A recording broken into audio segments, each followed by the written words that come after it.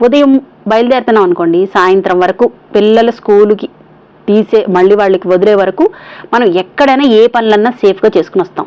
డ్యూటీలైనా అంతే, ఏదైనా పని మీద వెళ్ళినా అంతే. పిల్లలు స్కూల్లో ఉన్నారు అనే ధీమా, అవునా? మరి పిల్లలు స్కూల్లోనే ధీమాగా లేరనుకోండి, మనకి ఎలా ఉంటుంది? లేరని తెలిస్తే చాలా కష్టం కదా. మామూలుగా తల్లిదండ్రుల తర్వాత స్కూల్లో పిల్లలు ఉపాధ్యాయుల దగ్గర చాలా సంతోషంగా సేఫ్గా ఉంటారనే ఒక ఆలోచనతోనే మన రోజువారీ పనులన్నీ గడుస్తూ ఉంటాయి.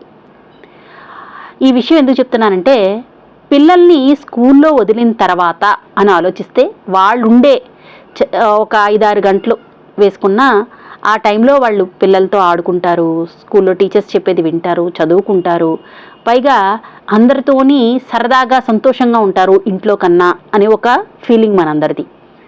కానీ టీచర్స్ బాధపెట్టి ఆ తర్వాత పిల్లల